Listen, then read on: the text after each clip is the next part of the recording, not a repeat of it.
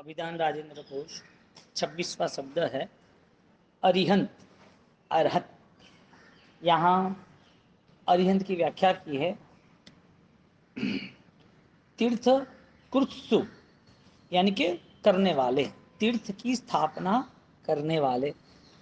तीर्थ यानी जंगम और स्थावर, जो स्थिर है, जो पालितानासन खेश्वर जो वहीं है, हाँ, जो स्थावर है वो वहां से खिसके नहीं है। एक ये तीर्थ है। एक जंगम तीर्थ कौन सा? जहां स्थावर तीर्थ और जंगम तीर्थ दोनों की क्वालिटी, जहां दर्शन ज्ञान चारित्र की उपासना निर्मल होती है, जहां दर्शन ज्ञान चारित्र के उपासक जहां पर स्थिर है। अरिहंत कौन है? जिसने दर्शन ज्ञान चारित्र की सामर्थ्यता और बढ़ाई थी।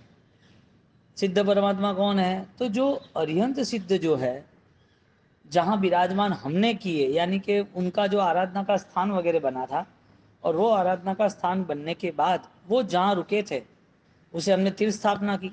और तीर्थ स्थापना के बाद परिस्थिति ये बनी कि वहाँ हम पूजा का स्थान बना दिया, तो वो हमारे लिए तीर्थ बन गया। अब तीर्थ में जो जाएंगे वो क्या करेंगे? तीर्थ में जो जाएंगे वो क्या करेंगे? उपासना करेंगे, तीर्थंकर परमात्मा की भक्ति करेंगे। तो वो तीर्थ स्थावर बना। जंगम तीर्थ वो क्या है? वो साक्षात अरिहंत का अवतरण है। जंगम यानी जो मोबाइल, यानी कंटिन्यूटी, जो विचरण करते हैं। तीर्थ यानी जहां दर्शन ज्ञान चारित्र की उपासना करे हुए है और उपासना करने के लिए भी है, दोनों चीज रही। साधु भगवान जो है, आचार्य भगवान जो उपाध्याय भगवान थे, जो अपनी आत्मा की निर्मलता बढ़ाते रहते हैं, जो दर्शन शुद्धि विशेष रूप से करते हैं, उनका जीवन तीर्थ स्वरूप बन जाता है। अरहत, अरिहंत वो तीर्थंकर है, तीर्थ को करने वाले। तो जहाँ धर्म तीर्थ की, धम्म तीर्थ यरे जिन, धम्म तीर्थ की स्थापना होती है, तो दो सिस्टम है, यानी कि दो मूलभूत उद्देश्य है। एक तो व्यक्तिगत हृदय में तीर्थ स्थापन करना, और दूसरा जो आपके अंदर उजागर हुआ है, जो तीर्थ का निर्माण हुआ है, वो तीर्थ का निर्माण ऐसे करे कि जिसके हिसाब से हर आत्मा पवित्रता के साथ जुड़े। बाह्य भाव यहाँ नहीं गिनना है हमें। तीर्थंकर की निकाचित, जो तीर्थंकर नाम कर्म का उदय था वो पूर्ण हो रहा है, लेकिन वो निकाचित कर्म, निकाचित नहीं कह सकते, लेकिन तीर्थंकर नाम कर्म की जो निकाचना, जो कर्म था, उस कर्म को उन्होंने पूर्ण करने के लिए ये व्यवहार किया। कौन सा व्यवहार? तीर्थ स्थापना का। तो ये बाह्य भाव नहीं लेंगे, क्योंकि बाह्य भाव का स्वभाव रहा ही नहीं है। 12.5 साल तक बाह्य भाव का स्वभाव ही नहीं रहा है। अब जैसे फाइनल प्रैक्टिस 12.5 साल की रही, सम्यक दर्शन की पूर्व भोग की प्रैक्टिस रही, तो वो जो संस्कार वासित आत्मा है, वो आत्मा को बाह्य भाव का अंश स्पर्श से, या बाह्य भाव की कोई उनमें दिखे विचित्रता, बाह्य भाव की कोई ताकत दिखे, ऐसा पॉसिबल ही नहीं है। बाह्य भाव जैसा है ही नहीं उनमें, कहाँ से होगा बाह्य भाव? तीर्थ करने वाले बाह्य भाव में नहीं है। उनका जो घाती नाम कर्म का क्षय हुआ है, उस घाती नाम कर्म क्षय अघाती कर्म को अब कंट्रोल करने हैं। अभी शुद्ध चैतन्य को साथ उनका मिलाप होने के करीब है। अब उनका अंतिम भाव है, वापिस आने का नहीं है, अंतकृत केवली। तो इससे परमात्मा की व्याख्या से कहा जो तीर्थ को करने वाले। और तीर्थ की व्याख्या है जहाँ दर्शन ज्ञान चारित्र की निर्मल उपासना होती है। यहाँ सिर्फ क्रिया का मार्ग नहीं बताया है, क्रिया कैसे आपको तीर्थंकर पद या आपको सिद्धि पद या आपकी निर्मलता की ओर ले जाता है, ऐसा क्रिया मार्ग बताया। तो अब परमात्मा का तीर्थ पावन है, उसकी वजह बताया कि परमात्मा का जो वचन है ना, वो सम्यक ज्ञान है। परमात्मा ज़्यादा महत्वपूर्ण है कि परमात्मा का ज्ञान ज़्यादा महत्वपूर्ण है? परमात्मा की महिमा ज़्यादा है कि परमात्मा के ज्ञान की महिमा ज़्यादा है? ज्ञान की। क्यों? क्योंकि जब तक ज्ञान नहीं था तब तक परमात्मा का, उनका अवतरण, परमात्मा की क्वालिटी जो गुणवत्ता थी तो मेंटेन नहीं हुई। ज्ञान नहीं था तो केवल ज्ञान तक नहीं पहुंचे। ज्ञान नहीं था तो अज्ञान अवस्था में आत्मा परमात्मा का था, फिर भी सिंह के भव में हिंसा की, नरक के भव में दुख सहन किया। इस आत्मा ने जो नहीं पाया था उसका नतीजा संसार था। उन्होंने जो पा लिया सम्यक ज्ञान, केवल ज्ञान, उनका नतीजा संसार पूर्णाहुति था। तो परमात्मा यानी कि कोई देहधारी नहीं। तीर्थंकर देहधारी बता रहे, लेकिन इतनी निर्मलता है कि वो देह को देखना ही नहीं है, पूर्ण केवल ज्ञानी को देखना। उनका ऐश्वर्य इतना अद्भुत है कि ऐश्वर्य अष्ट प्रातिहार्य का है, वो उसमें आकर्षित होना ही नहीं है, उनके केवल ज्ञान में होना है। तो यहाँ पर कहते हैं दूसरा शब्द, पहला अर्हत कृत्सु, दूसरा कहते हैं अर्हंती, यानी कि अशोक आदि अष्ट प्रकाराणाम परम भक्ति पर सुर असुर विशर विचर विरचित। क्या कहते हैं विशेषावश्यक भाष्य की बात लेके अरिहंत पद की, कि देवों द्वारा अशोक वृक्ष, सुरपुष्टि, दिव्य ध्वनि, चामर, आसन, सिंहासन, भामंडल, अष्ट प्रातिहार्य की रचना होती है।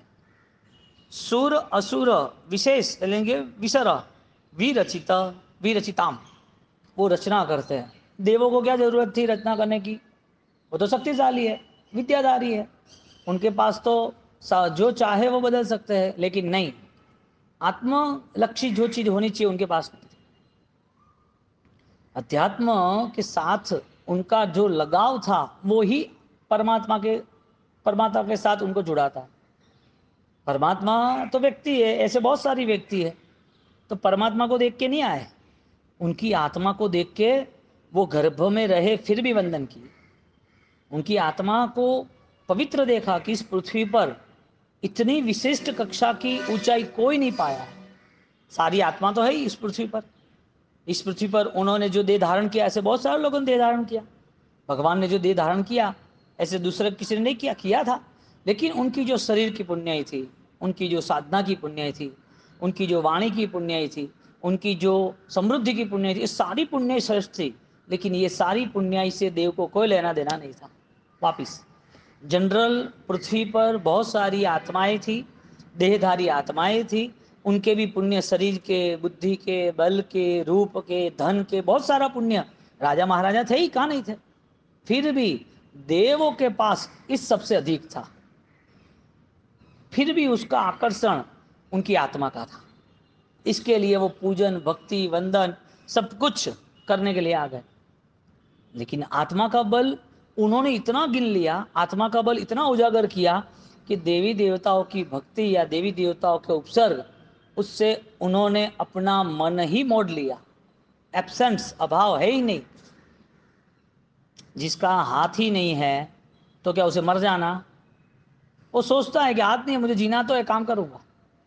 जिस चीज के अभाव में तुम रुक जाते हो तो तुम निष्फल हो जाते हो। जिस चीज के अभाव में हाथ नहीं है, हाथ का अभाव है, और वो हाथ के कारण वो दुखी हो रहा है, तो इसका मतलब तुम्हारा विकास खत्म। लेकिन जो चीज का अभाव है उसके बाद भी तुम्हें कोई रोक ही नहीं सकता है। हाथ नहीं तो क्या हुआ, पैर से काम करेंगे। पैर, हाथ नहीं है तो क्या हुआ, जुबान से काम करेंगे। पैर है ना, आंख नहीं है तो चलेगा ना, बिना आंख से भी काम करेंगे। तो दुनिया में जिस चीज की महत्वता पता है तो वो उस चीज को खोना नहीं चाहता है या उस चीज से काम करना चाहता है। अब जिस चीज का अभाव है उसके पीछे रोके क्या करेंगे, उसके पीछे रोके क्या करेंगे? तो तीर्थंकर भगवंत, उन्होंने सुख दुख, देवी देवताओं के उपसर्ग या महिमा, उसका अभाव गिन लिया। मुझे ये विजन में रहना ही नहीं है, मुझे काम ही नहीं है इन लोगों का। तो उन्होंने सम्मान दिया, कल्याणक उत्सव मनाया, फिर भी भगवान उनके प्रति 1% भी व्यवहार अध्यात्म का नहीं किया। यानी उनके ऊपर भरोसा नहीं किया कि अध्यात्म के योग्य है।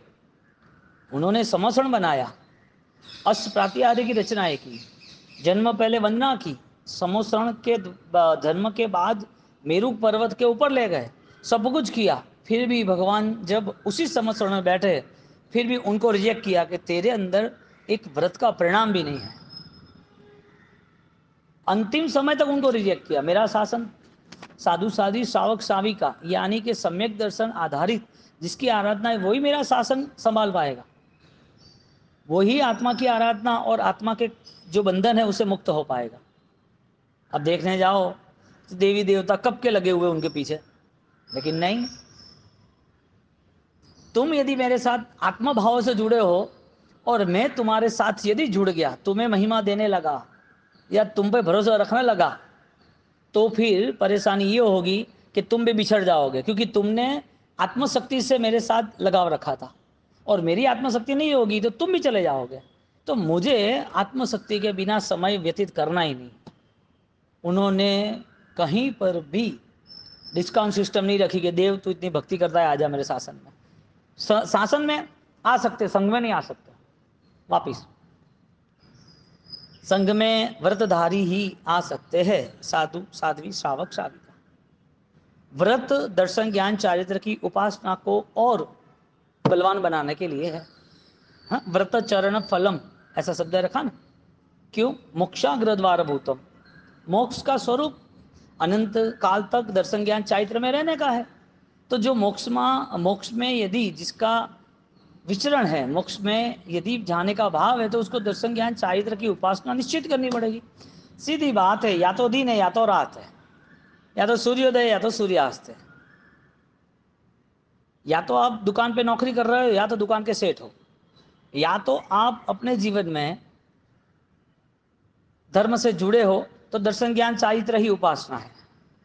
यदि आप धर्म से नहीं जुड़े हो तो दर्शन ज्ञान चारित्र के बिना वो फलीभूत है ही नहीं, कुछ जो हो रहा है वो। एक शब्द रखा है सवासों के स्तवन में, दर्शन ज्ञान चारित्र में जे करावे कुलाचार रे, लुटिया तेने जन देखता कुण करे पोकार रे। दर्शन ज्ञान चारित्र के बिना जितना कुलाचार हुआ है वो अरिहंत के मार्ग पर नहीं हो सकता, क्योंकि कुलाचार यानी कुल के हिसाब से क्रिया हुई है, लेकिन अध्यात्म के हिसाब से नहीं हुई। दर्शन ज्ञान चारित्र में जे करावे कुलाचार रे, लुटिया तेने जग देखता। अभी जो भी हो रहा है उसमें दर्शन ज्ञान चारित्र के सारे गुण चकनाचूर हो रहे, यानी लूट मची है। अब तुम्हारी आत्मा की आराधना जो है वो मुझे कहनी चाहिए, तुम्हारी आत्मशक्ति बढ़े ऐसा मुझे मैसेज देना चाहिए। यदि मेरे पास कुछ परमात्मा की किताब या शास्त्र या ज्ञान या कुछ भी है तो, और यदि मैं यदि उस चीज़ में जुड़ा या न जुड़ा, लेकिन संविघ्न पाक्षिक की असर है कि सत्य के साथ रहता है, सत्य ही रजुआत में आना चाहिए। अब कुलाचार में क्या हुआ, तुमने क्रिया का बोध मिल गया, क्रिया में आप जुड़ गए, तो आपको लगा कि मैं धर्मवान हूँ। नहीं, भगवान किस रास्ते पे चले, भगवान के अनुयायी थे, किस रास्ते पे चले। जो अनुयायी बने फिर भी रास्ता नहीं मिला तो भगवान ने उनको भी छोड़ दिया। जो अनुयायी नहीं थे, जो पहली बार हराने आए थे गौतम स्वामी, फिर भी ऐसे जो अहंकार में डूबे थे फिर भी रास्ता अपनाया।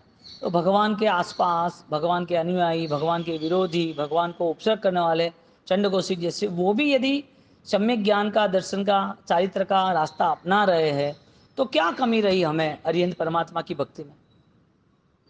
क्या कमी रही? यानी हमारा बोध स्पष्ट नहीं बना।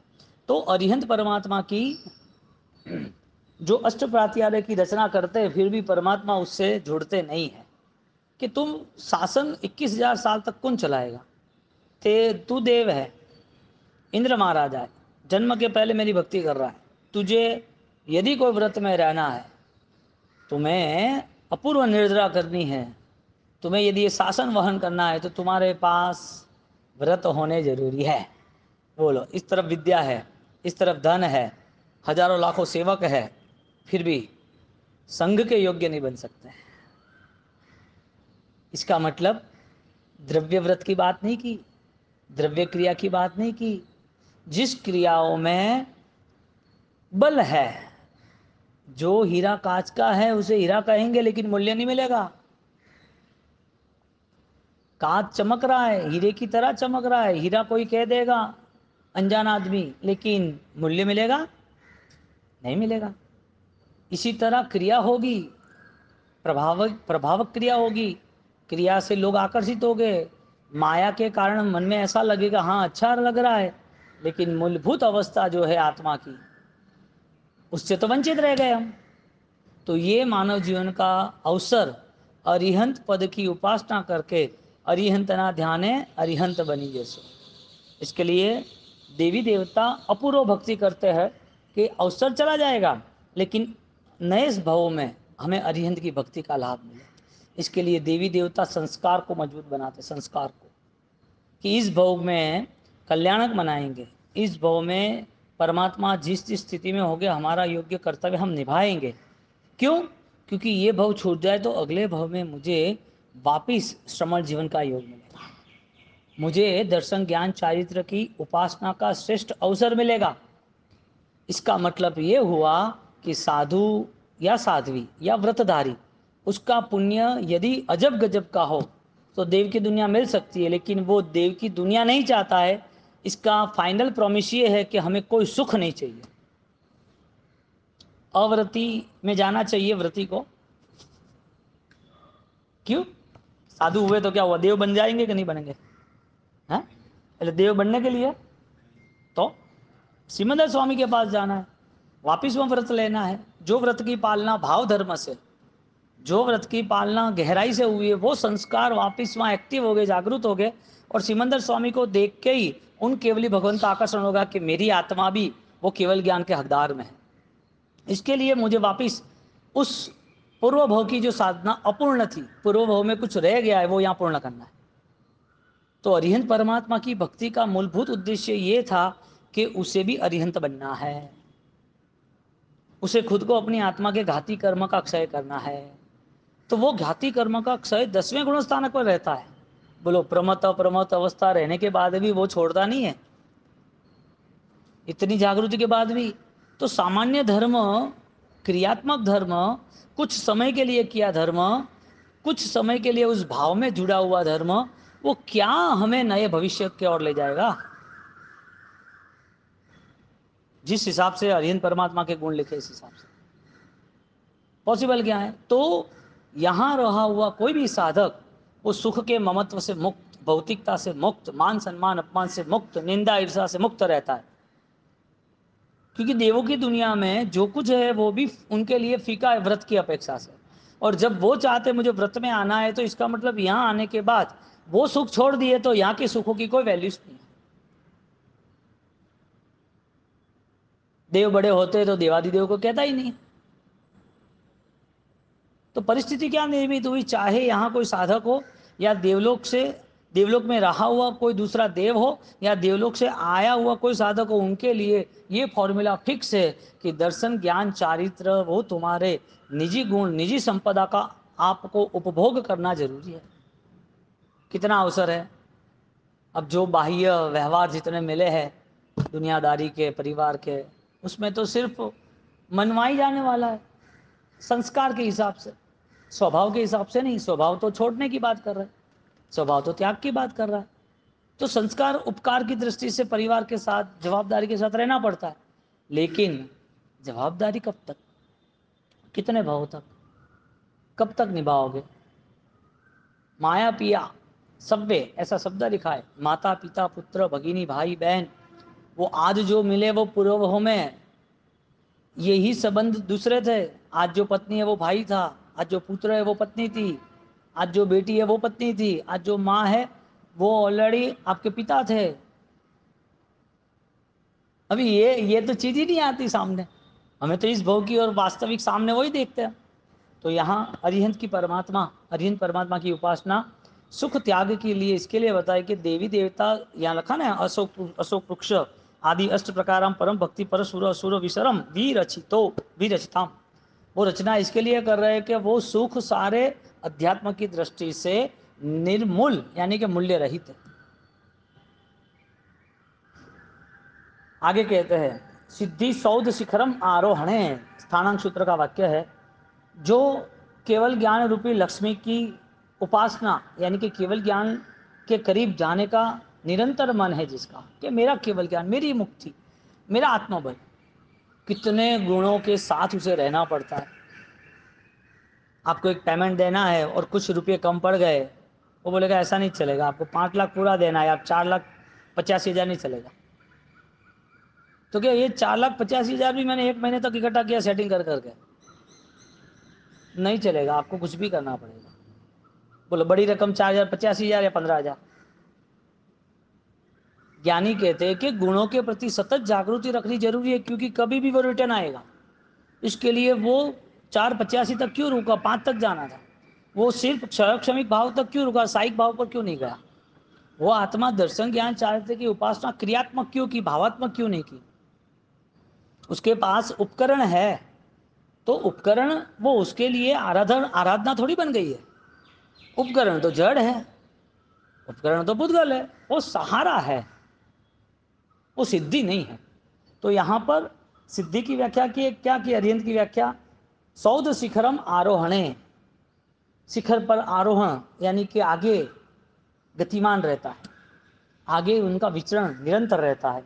निखिल प्रतिपत्ति, निखिल प्रतिपत्ति पक्षयात प्रक्षयात, सॉरी, निखिल प्रतिपत्ति आचार्य का ये सूत्र है।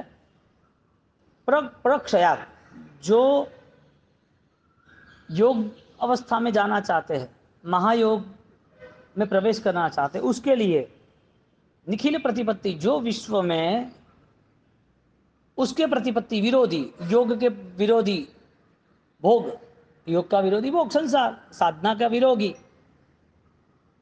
यानी कि असाधना यानी कि साधना रहित, तो उसके प्रतिपत्ति, उसके प्रक्षयात, प्रबलता पूर्वक उस राग द्वेष को क्षय करता है। प्रक्षयात, पर उपसर्ग रखा है, प्रबलता ऐसा विशेषण रखा है कि तुम सामान्य आराधना करोगे तो वो आराधना मिथ्यात्व में भी होती है। तुम अरिहंत की उपासना, उनके पास बैठना, उनकी भक्ति करना, वो मिथ्यात्व अवस्था में बेहतरीन होता है। सबके धर्म में कहीं ना कहीं ईश्वर तो है ही, सबके लिए उपास्य तत्व ईश्वर तो है ही, सब ईश्वर की उपासना अलग अलग ढंग से करते हैं।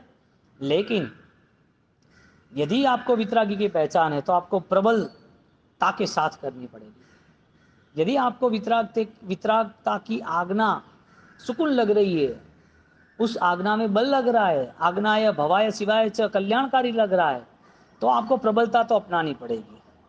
आपको विश्वास है कि ये अरिहंत मुझे मुक्त करेंगे, ये अरिहंत का शरण चरण, ये अरिहंत की निश्रा, वो मेरे लिए श्रेष्ठ आलम्बन है और मैं उनके जैसा ही बनूंगा। तो जो लगातार अरिहंत अरिहंत अरिहंत, चाहे आज्ञा से, चाहे जाप से, चाहे क्रिया से, चाहे भावना से, चाहे मन के भाव से, चाहे शुद्धि से, यदि वो अरिहंत की उपासना चल रही है तो वो अरिहंत पद के लायक बन जाता है। अत्तर की दुकान पे जाओ, आप नौकरी करो, आप अत्तर आपके खीसे में नहीं है, घर पे जाओगे तो सुगंध आएगी कि नहीं आएगी, बच्चों को अत्तर लगाए नहीं फिर भी। अरिहंत की निश्रा लगातार मिलती है, निश्रा में आज्ञा क्रिया भाव शुद्धि सब आता है। अरिहंत की निश्रा लगातार मिलती है तो उसका अरिहंत बनना निश्चित इसके लिए है कि वो स्वरूप के साथ जुड़ा है, कि मेरे भगवान यदि ये है तो मैं ऐसा कैसे कर सकता हूं। कितना विशिष्ट बोध आ गया, संसार पूरा खत्म हो गया उसका, जितने हजारों लाखों भवों में जो किया था वो सारी चीजें समाप्त हो गई, खाली एक अरिहंत की विशिष्ट निश्रा मिलने के कारण। हुआ ऐसा पूर्व में कि नहीं हुआ? पूर्व में ऐसा हुआ है जिसको अरिहंत मिले वो अरिहंत बने। इली भमरी का न्याय बोलते हैं उसको। मैंने रावण की भक्ति उसे अरिहंत बना दी। शंखेश्वर पार्श्वनाथ, हाँ, दामोदर स्वामी अपने, क्यों बनी भक्ति, क्यों शक्ति मिली? नवपत जी की उपासना अमर कहानी बन गई। यानी के अरिहंत की जो शोभा, जो समृद्धि, जो शुद्धि है वो देते हैं कि नहीं देते? नहीं यार, वो तो मोक्ष में गए, वो कैसे देंगे? अरे वही तो उनकी महिमा है। क्यों? क्योंकि जैसे अत्तर है वो पास में नहीं है फिर भी सुगंध आती है। गुलाब है, उसके बगीचे से जाओ तो गुलाब में सुगंध है कि वातावरण में भी सुगंध है। सूर्य में ही प्रकाश है कि सूर्य किरणों में भी प्रकाश है। एक अत्तर जो है वो नहीं लगाओ तो भी सुगंध आती है, क्यों? उनके आसपास हो इसके लिए। भगवान की निश्रा जो लेता है वो भगवान बनने के लिए लायक इसके लिए बनता है कि वो उसके सराउंडिंग, उसके आसपास उसका विश्वास रहा है। अभी देखने जाओ तो निमित्त कारण है और निमित्त कारण उपादान बनता नहीं है कभी। एक अच्छा सा स्तवन बनाया हमारे गुरु महाराज ने, घाती अघाती कर्मो छूटे न मारा, બંધન થી નિર્બંધ દશા મુજ થાય જો, કેવી રીતે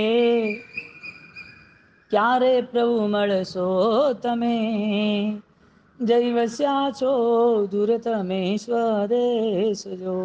देखने जाओ प्रैक्टिकल तो मोक्ष में गए, तो यहाँ उनका कोई रोल नहीं।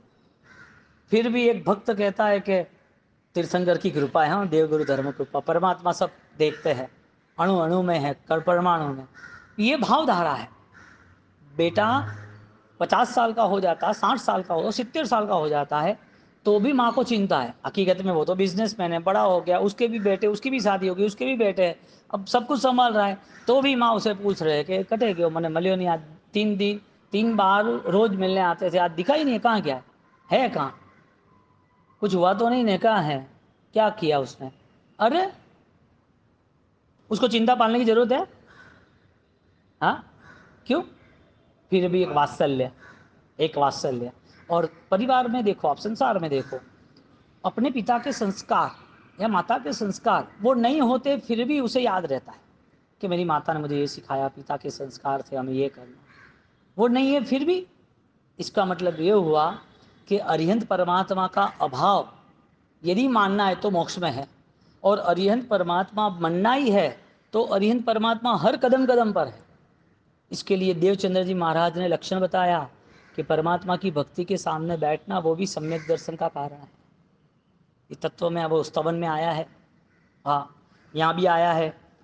5वां स्टेटमेंट, महाप्रात्याहार्य रूपा आचरण चूर्णी का माय महारुद्धि परिपूर्ण वाले जो है वो जिनेश्वर है।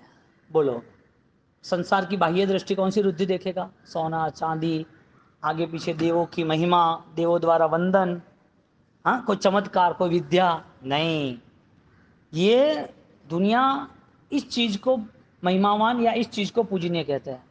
यहाँ तो परमात्मा का महाप्रातिहार्य रूपा, उनका महान प्रातिहार्य, उनका जो गुण है, यानी कि आत्मा के जो प्रातिहार्य है, वो 8 तो देवगुरु थे, 4 वचना अतिशय, अपाया पगमा अतिशय, हाँ तो जो पूजा अतिशय वगैरह है, हाँ वो तो परमात्मा की आंतरिक रुद्धि है।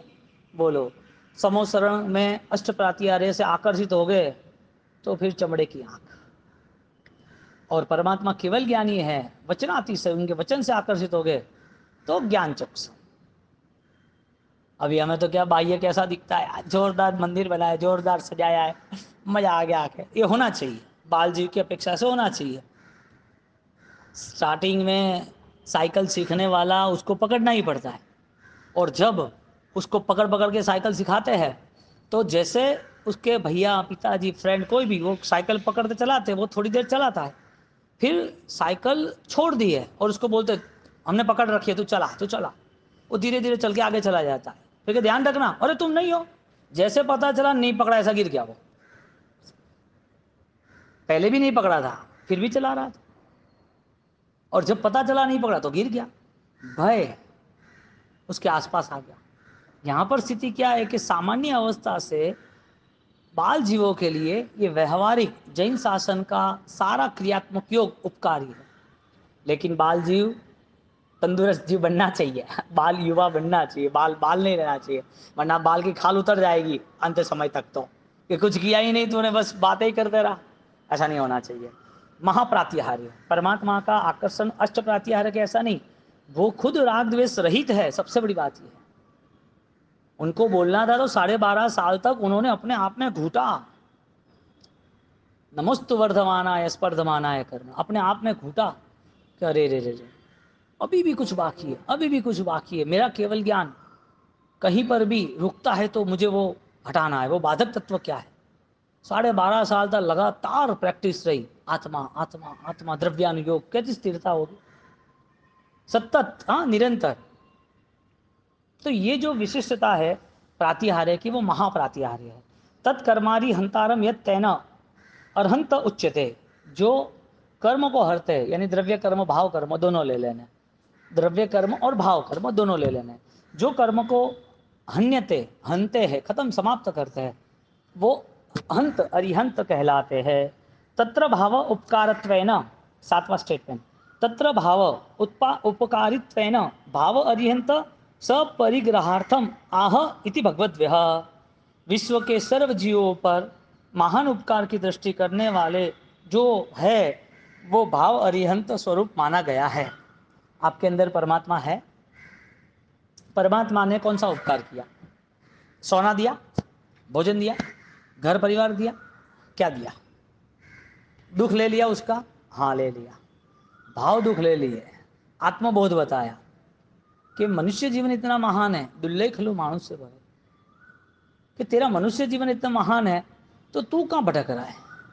भगवान ने उसे जो कुछ मिला था वो सब छुड़ाने के लिए बताया कि तू ये नहीं छोड़ेगा तब तक तेरा ऐश्वर्य तुझे नहीं दिखेगा। भगवान ने उपकार किया या उसके ऊपर उसके ऊपर दुख आया? कुछ देते हैं तो सुख या कुछ छुड़ाते हैं तो सुख?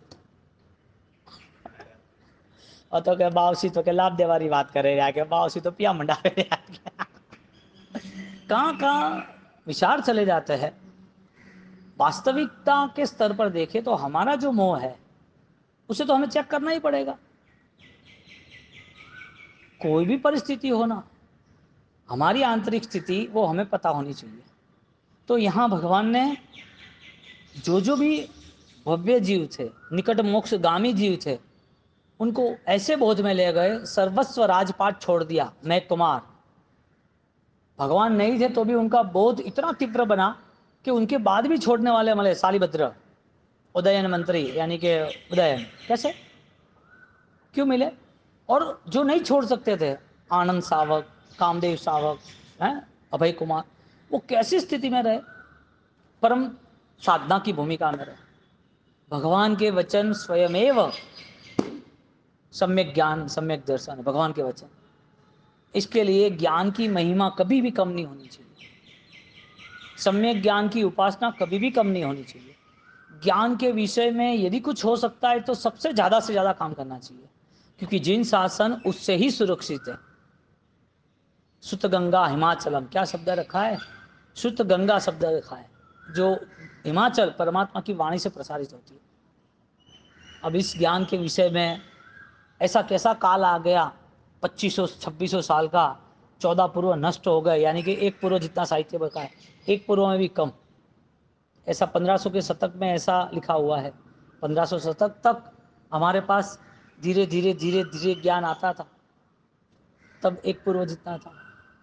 वो भी आज कम हो गया। ये सारे अंग्रेजों, लड़ाई झगड़ा, धरती कम, उसमें सारे ज्ञान भंडार दब गए, पढ़ने लिखने वाले कम हो गए, समय के साथ सुरक्षित नहीं रहा तो वो भी जल गया या सड़ गया, कुछ भी हो। इतना श्रुत महिमावान है कि उसके लिए जितना भी करो इतना कम है। जिंदगी पूरी दे दी हरिभद्र सूरी महाराज ने 444 ग्रंथ में, 3.5 करोड़ श्लोक की रचना हेमचंद्राचार्य भगवंत ने, जिसके शिष्य कुमार पाल, जिनकी प्रतिभा अप्रतिम, जिसके उस समय में उनको कलिकाल सर्वज्ञ कहा जाता है। कैसा विशिष्ट ज्ञान होगा! इसके लिए बाह्य समृद्धि कितनी भी हो कोई फर्क नहीं पड़ता है, कोई लेना देना नहीं उससे, क्योंकि अरिहंत परमात्मा के करीब आने के लिए घाती कर्म का अक्षय करना ही पड़ेगा। और उसके लिए ज्ञानावली दृष्टावली स्पष्ट रूप से समझना पड़ेगा, कहाँ कहाँ अज्ञान है, कहाँ कहाँ अश्रद्धा है मेरी। तत्र भाव उपकारत्व ना, परमात्मा क्या कहते हैं? भाव उपकार करते हैं। किसके ऊपर? भव्य जीवों के ऊपर। वो बब्बा ऐसा शब्द लिखा है। 12.5 साल की साधना पूर्ण हुई, उसके बाद समोसर ने बोले तो हे भव्य जीव वो बब्बा, देवाणु प्रिय, क्या शब्द रखा? देवों के प्रिय हो तुम, यदि तुम भव्य हो, साधक हो तो। अभी देवों की उपासना के पीछे पूरी दुनिया लगी है। बोलने जाओ तो गला पकड़ लो, ये नहीं चलेगा, ये नहीं चाहिए, तुम्हें जो करना हो वो करो, हमें क्या फर्क पड़ता है। स्पष्ट तो जो सत्य है उसको तो आज नहीं तो कल स्वीकारना पड़ेगा। तुम्हारे कर्म दुनिया में कोई तुमसे छुड़ा नहीं सकता। एक अरिहंत परमात्मा का शुद्ध स्वरूपी त्रिलोकी शाश्वत मार्ग ही तुम्हें दुख मुक्त कर सकता है। ये निश्चित है, त्रिकालिक ध्रुव है, इसमें कोई भी बार्गेनिंग, कोई फर्क नहीं पड़ेगा कभी भी। अनंत काल के बाद भी वत्थु साहाओ धम्मो, जो वास्तविकता स्वभाव है वही धर्म है। बोलो मेरा स्वभाव क्या है? मैं कौन हूँ? मुझे कहाँ जाना है? कहाँ से आया छोड़ दो कहाँ जाना है ये कौन पूछेगा अपने आप को? बाहर वाला थोड़ी पूछेगा। जिस दिन तुमने खुद को टटोलना शुरू कर दिया, खुद को प्रश्न पूछना शुरू कर दिया, उस दिन से सूर्य प्रारंभ हुआ, बाकी अंधेरा अंधेरा ही है। क्योंकि स्वयं के साथ बातचीत करना, इसका मतलब ये है कि भगवान की खोज जारी है। आत्मदर्शन हुआ ना, आत्मनिरीक्षण हुआ ना, और फिर आगे बढ़ेंगे तो दुष्कृत ग्रह हो जाएगी कि मैं सम कौन कुटिल खल पापी, जिसने ये तनु दिए तनु ही विसारी। मौसम कौन कुटिल खल पापी, मेरे जैसा पापी कौन, जिसने ये शरीर दिया, जिसने ये तनु दिया तनु है विसारी। मुझे वो शरीर जिसने दिया उसको ही मैं भूल गया। परमात्मा को व्यवहारिक उपासना का विशिष्ट केंद्र बताया, परमात्मा बनने के लिए आधार है ना, इसके लिए। तो भगवान की जो भक्ति है वो भाव धर्म की है। भगवान खुद भाव धर्म से जुड़े हैं और भाव धर्म की दृष्टि से त्याग करा रहे हैं। 8वां स्टेटमेंट, अर्हत चरण अब्ज शरणी भूते। हाँ, परमात्मा के चरण रूपी कमल का शरण जिसने स्वीकारा है, परमात्मा के चरण का शरण स्वीकारा है, उसे परमात्मा अपना लेते हैं। चरण का शब्द, चरण का अर्थ यहाँ पर आचरण ला। क्या लिया? चरण यानी आचरण, और शरण यानी सम्यक आचरण। चरण शरण का स्वीकार, चरण के शरण में आना, तो आचरण सम्यक रूप से धारण करना, वो अरिहंत का शरण है। वरना पुजारी पूजा करता ही है ना, कहाँ नहीं करता तुमसे ज़्यादा वो पुण्यशाली बनेगा, लेकिन सम्यक स्वीकार नहीं किया है। उसका माइंड पैसे में है, उसका माइंड कोई सैलरी, कोई प्रॉफिट, कोई चीज़ उसमें है। भक्त यदि वो निर्दोष बन के जाता है, निर्मल बन के जाता है, तो फाइनली वो भक्त भगवान बन ही जाता है, निश्चित। मोहर लगा देते हैं, मोहर, कि तुझे कोई नहीं रोक सकता। क्योंकि निर्मलता ही सम्यक दर्शन है, और सम्यक दर्शन मोक्ष का कारण है। किसने बांधा हमें? कौन रोक रहा है? संसार से मुंह फेरना पड़ेगा, और अंत समय तक फेरने नहीं फेरेंगे, और जब फेरने का समय आएगा तब समय ही नहीं होगा। आत्मशक्ति बढ़ाओ, मस्ती से। अशोक जी, केसरी चंद जी, 3 4 6 घंटे जितना भी अंदर उतरते उतरते जाओ, मजे से। लगता है करना पड़ता है, सब निर्मल भाव से करो। कांच की सांप की काचली जो होती है, सांप की जो बॉडी, 1 मिनट में वो छोड़ देते कंचूरी। पता चले कि छोड़ना है तो तुरंत छोड़ के निकल जाना, इतनी निर्मलता प्रकट करनी। जैसे मक्खन में एक खिल्ली गई हो तो कितनी सरलता से चली जाती है, और निकालनी है तो। इसी तरह साधक इस संसार में अलिप्तता से रहता है, कोई चीज़ से फर्क नहीं पड़ता है, कोई दिमाग में ले नहीं लेता, कोई दिमाग उस चीज़ों से बंधा हुआ नहीं रहता है। वो कंडीशन पे जाना है। 9वां स्टेटमेंट, तत्र अर्हतां प्रतिमा प्रशस्त समाधि चित्त उत्पादकता अर्हत चैत्यानि भव्यन्ते। वापिस आवश्यक निरुक्ति 5वां अध्ययन, आवश्यक चुनी का उसका, कि परमात्मा की प्रतिमा जो आगे बात हुई, वो परमात्मा की अर्हत प्रतिमा प्रशस्त समाधि चित्त, परमात्मा की जो प्रतिमा, चरण और शरण, वो समाधि चित्त के उत्पादकत्वात्, आपकी समाधि के लिए वो जरूरी है, मन की शांत स्थिति के लिए जरूरी है, परम शांति के लिए, आनंद अनुभव के लिए परमात्मा की भक्ति करनी जरूरी है। यानी कि परमात्मा की प्रतिमा, उसका शब्द रखा है प्रतिमा स्पेशल, उस प्रतिमा में आपकी प्रतिभा दिखनी चाहिए। यदि उनके पास बैठोगे तो प्रतिभा दिखेगी। चित्त उत्पादकत्वात् अर्हत चैत्यानि भण्य थे। परमात्मा की 15 मिनट संध्या भक्ति, सुबह की अष्टप्रकारी पूजा, परमात्मा को थाल चढ़ाना, परमात्मा की अंजन रचना, परमात्मा का आधा 1 घंटा 2 घंटा ध्यान, ये होना चाहिए। स्वाध्याय जो उनका ही स्वरूप है, क्योंकि ज्ञान जो है वो परमात्मा ही आकृति रूप है। जैसे प्रतिमा आकृति है, ऐसे ज्ञान आकृति, माला भी आकृति है, क्रिया भी आकृति है। ये सारे आलम्बन है निराकार के लिए। ये सारे आकार जो है, क्रिया, प्रतिमा, ध्यान, माला, भक्ति, ये सारे आकार जो है वो आकार निराकार के लिए है। इसके लिए अरिहंत परमात्मा की प्रतिमा प्रशस्त समाधि चित्त उत्पादकत्वात् अर्हत चैत्यानि भण्य थे। कोई बोले कि हमें तो ये भगवान भक्ति में तो रस है ही नहीं, परमात्मा के साथ बैठ के क्या करेंगे, पत्थर के सामने हमें क्या मिलेगा, ऐसा हुआ है? दादा गुरुदेव रायमसूरी महाराज जालोर के अंदर एक संप्रदाय यानी कि भगवान को नहीं मान रहे थे कि पंचेंद्रिय के, एक इंद्रिय के आगे पंचेंद्रिय का क्या तमाशा, क्या बोले, एक इंद्रिय के आगे पंचेंद्रिय का क्या तमाशा, एक इंद्रिय जीव है ना पृथ्वी बोलो, वो ज्ञानी था, होशियार था, लेकिन ये एक इंद्रिय है और तुम पंचेंद्रिय हो, सबसे ज्यादा उपलब्धि तो तुम्हारे में, तो तुम उसके सामने नाच गान क्यों करते हो। 3 दिन ऐसा हुआ, फिर बोला चलो ये साक्षात भगवान है। अरे के पत्थर को बोलते हैं क्या, वासुपूज्य स्वामी की प्रतिमा, उसमें से आवाज आ रही है, वो पूछ रहे हैं, आवाज आ रही है, जिन जिन साधक ने अरिहंत की अरहम की उपासना की वो अरिहंत की तरह पूजे जाते हैं। जिंदेश्वरी महाराज साहब 3.5 करोड़ अरहम का जाप किया, पता है आपको, पता है 3.5 करोड़ ओम रिम सिम अरहम नमः का जाप किया।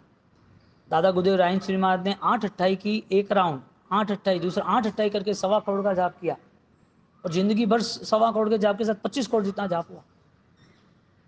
और जो जो प्रतिमा अंजन सलाका वाला विधान, जो जो प्रतिमा का हुआ, वो जिस जिस गांव में गए हैं वहां लोग भक्ति में गड़ा डूबे, मस्ती में। अरिहंत चैत्य प्रशस्त समाधि के लिए है। अर्हत अर्हत भी सम्यक आख्यते, अर्हत भी कर्तव्यता अनुज्ञाते, प्रज्ञापना सूत्र का 12वां पद है कि परमात्मा की भक्ति के द्वारा, सम्यक कर्तव्य के द्वारा वो अपने आप को बहुत नज़दीकी से पहचान सकता है, अपने आप को। यहाँ पर सम्यक आख्यत कह के निर्मल वाणी वो सम्यक ज्ञान है, ऐसे 11 स्टेटमेंट के साथ परमात्मा की 35 वाणी, 34 गुण, ये सब जितना भी लो इतना कम है। और पूरा उसका अरिहंत परमात्मा का जो नमुत्थुणम विशेष गुणों है, सक्र जिसे कहते हैं, उसके उपदान होते हैं। और ये सक्र का पूरा ललित विस्तरा ग्रंथ इतना बड़ा, 500 पेज का, इतना बड़ा डबल बुक जैसा फुल स्केप, जो राइन कोर्स आपको दिया ना शब्दों के शिखर, ऐसा 400 पेज का पूरा ग्रंथ, उसमें नमुत्थुणम की पूरी अरिहंत के प्रति क्या उपासना है वो सब कुछ बताया। ऐसे अरिहंत परमात्मा कृपा दृष्टि करके जल्दी मोक्ष में ले जाए, भावना से साथ।